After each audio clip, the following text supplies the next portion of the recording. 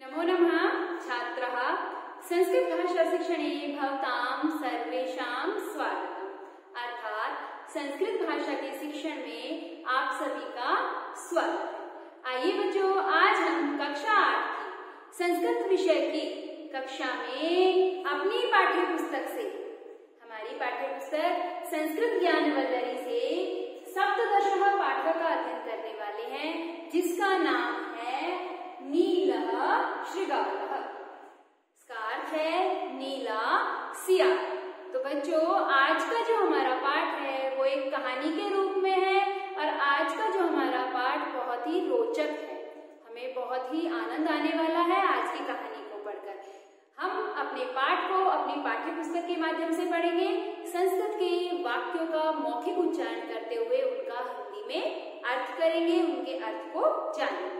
सर्वप्रथम हम अपने पाठ के अंतर्गत आए हुए कठिन शब्दार्थों का अध्ययन कर लेते हैं, उनके अर्थ को जान लेते हैं। आइए देखिए शामपट पर शब्दार्थः शृगालः। शृगालः का अर्थ है सियार। भ्रमण, भ्रमण का अर्थ है घूमता हुआ। क्षुधा पीड़ित, भूख से पीड़ित। रजकस्य, धोबी के। नील रस पूर्णे, नीले रंग से भरे। अपतत, गिर गया। चकितः, हैरान। मां भैंसी, मत डरो। ठीक है, अब आगे बढ़ते हैं। कलह, झगड़ा। विस्मृतः, भूल गया। झटिति, झट से। व्यापतयामास, मार डाला। आदित्य, बढ़कर। मूर्धनि, सबसे ऊपर। और देखो बच्चों, ये नीले सियार का चित्र है, दिखाई दे रहा है ना आपको, नील वर्ण का सियार। तो बच्चों, आज की जो ये कहानी है हमारी, ये स्वभाव के ऊपर आधारित है कि मनुष्य हो या जीव जंतु, वो अपने स्वभाव को नहीं छोड़ते और उनके स्वाभाविक गुणों के कारण ही, उनके स्वाभाविक गुणों के आधार पर ही उनकी पहचान की जा सकती है। उन्हें अन्य जाति के प्राणियों से अलग किया जा सकता है। ठीक है, आइए हम पढ़ते हैं नीले सियार की कहानी को अपने पाठ से। सप्तदशः पाठः नीलः शृगालः। ध्यान से पढ़ना अपने पाठ को। कस्मिन् चिद् वने प्रचंडः नामः शृगालः वसति स्म। किसी वन में प्रचंड नाम का सियार रहता था। एकस्मिन् दिने वने भ्रमण सह भोजनाय किमपि न प्राप्तवान्। एक दिन वन में भ्रमण करते हुए भी उसे भोजन के लिए कुछ भी प्राप्त नहीं हुआ। वन में भ्रमण करने पर भी भोजन के लिए कुछ भी नहीं मिला। क्षुधा पीड़ितः सह नगरं प्रति अगच्छत्। भूख से पीड़ित वह एक नगर की ओर गया। शृगालं दृष्ट्वा कुक्कुरः तं प्रति अन्वधावन्। सियार को देखकर कुत्ते उसकी ओर भौंकने लगे। कुक्कुरेभ्यः भीतः सः महता वेगेन अधावत्। कुत्तों के भय से वह बहुत तेज गति से दौड़ा। सह प्राण रक्षार्थं कश्चित् रजकस्य गृहे प्राविशत्।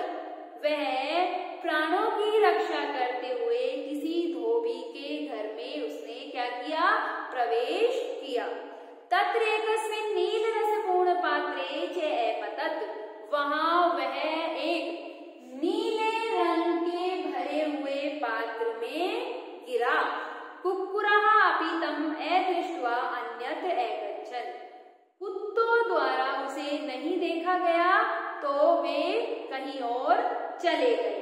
जब कुत्तों को वो सियार नहीं दिखाई दिया तो वो अन्यत्र कहीं चले गए। नीलरस पात्रात् बहिरागत्य सः आत्मानं नीलवर्णीयं दृष्ट्वा चकितः अभवत्। नील रस के, नीले रंग के पात्र से बाहर आकर वह अपने आप को नीले वर्ण का देखकर चकित हुआ। ततः पलायित्वा सः शीघ्रमेव वनमागच्छत्। वह वापस कहाँ आ गया? शीघ्रता से वन को आ गया। आ गया तक समझ में? अब आगे देखिए। तम नीलवर्णं दृष्ट्वा वन्य पशवः भयात् इतस्ततः अधावन। उसके नीलवर्ण को देखकर वन के पशु भय से, डर से इधर उधर दौड़े। भव्याकुलान् इतस्ततः पलायमानान् च पशून् दृष्ट्वा सः प्रसन्न अभवत्। भय से आकुल पशुओं के इधर उधर या भय से आकुल पशुओं को इधर उधर भागते हुए देखकर वह प्रसन्न हुआ। सर्वान् संबोध्य प्रचंडः वदति। सबको संबोधित करते हुए प्रचंड बोला। प्रचंड कौन था? नीला सियार। माँ भेषि माँ भेषि, मत डरो मत डरो। आगच्छन्तु, आओ या आइए। सर्वे मम वचनानि च शृण्वन्तु, सब मेरे वचनों को सुनो। तस्य तद्वचनं श्रुत्वा भीतः पशवः शनैः शनैः तस्य समीपम् आगच्छत्। उसके उन वचनों को सुनकर डरे हुए पशु धीरे धीरे उसके पास आते हैं या आए। प्रचंडः सर्वान् संबोध्य अवदत्। प्रचंड जो सियार था वो सभी को संबोधित करते हुए बोला। भगवत्या वनदेव्या अहं वनस्यायस्य राजपदे नियुक्तोऽस्मि। भगवती वन देवी ने मुझे वन के राजा के पद पर नियुक्त किया है। वन देवी माम आदिश्यत। वन देवी ने मुझे आदेश दिया है। त्वं वन्य जीवानां रक्षणं पालनं च कुरु। तुम वन के जीवों का रक्षण और पालन करो। अथ चैतव्या तथा कर्तव्यम यथा वन्य प्राणिषु कलह न भवेति। इस प्रकार तुम अपने कर्तव्य का पालन करोगे तो प्राणियों में कलह या लड़ाई झगड़ा नहीं होगा। अतः अद्य प्रभृति अहम युष्माकं राजास्मि। इसलिए आज से ही मैं तुम्हारा राजा हूँ।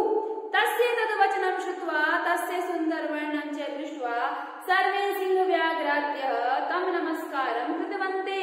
उसके वचनों को सुनकर और उसके सुंदर वर्ण को देखकर सभी सिंह और व्याघ्र आदि जो पशु थे वन के, उन सभी ने उसको नमस्कार किया। किसे किया नमस्कार? नीले सियार को।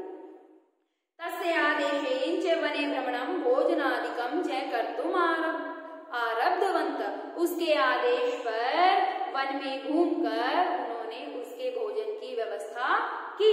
एवं छलेन सह वने शासनं कर्तुम् आरब्धवान्। और छल से वह क्या करने लगा? वहां वन पर शासन करने लगा। यह छल से वन के सभी पशुओं पर उसने शासन करना आरंभ कर दिया। अथैकदा सहस्रगालवृन्दस्य कोलाहलम् शृणोत्। एक बार वह श्रृगाल वृंदों का, सभी सियारों का उसने कोलाहल सुना। तेषां शब्दम श्रुत्वा सह पुलकितः अभवत्। उन सभी के शब्दों को सुनकर वो बहुत ही पुलकित हुआ, प्रसन्न हुआ। तेन विस्मृतः यत् सः वस्तुतः श्रृगालः एव। वह भूल गया कि वह वस्तुतः श्रृगाल ही है। वंचक त्वेन च वनस्य राजा अभवत्।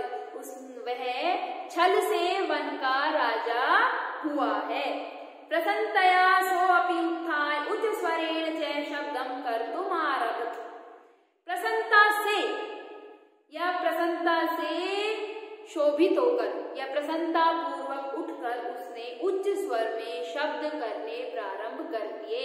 अर्थात सियार वाली जो आवाज है उसको करना प्रारंभ कर दिया ऊंची ध्वनि में। तस्य शब्दान् श्रुत्वा वनस्य सर्वे पशवः आश्चर्यचकिताः अभवन्।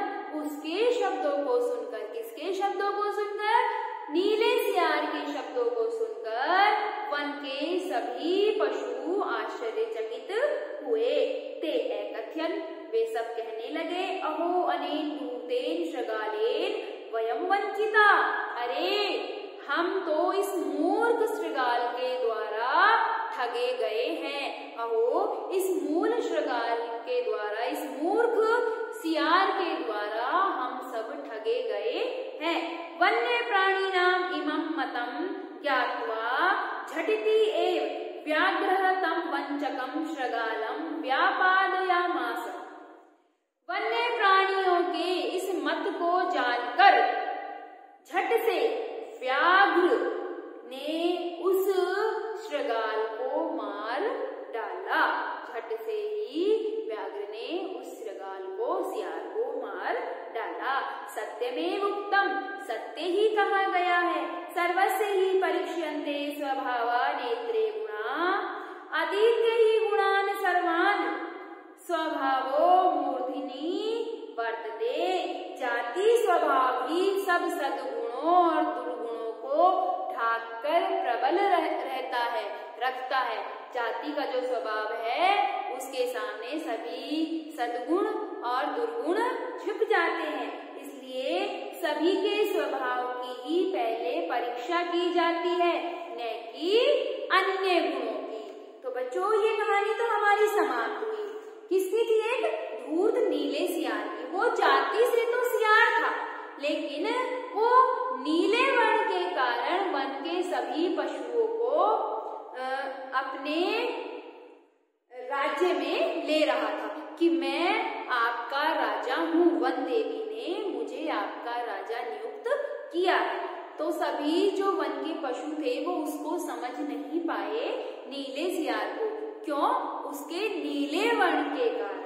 लेकिन जब उसने अन्य सियारों की भांति आवाज करना शुरू किया, अपने स्वभाव को प्रदर्शित किया, तो सब उसके जो उसका मूल चरित्र था, मूल स्वभाव था, वो सबके सामने आ गया। सब उसको जान गए और व्याघ्र ने उसे मार डाला। तो बच्चों ये तो थी हमारी कहानी 17वें पाठ की नीला शृगाल। ठीक है, आप इसे पढ़िए, अपने शब्दों में इस कहानी को लिखने का प्रयास कीजिए। इस कहानी के, इस पाठ के जो अभ्यास प्रश्न हैं वो हम आपको करा देंगे। तब तक के लिए धन्यवाद।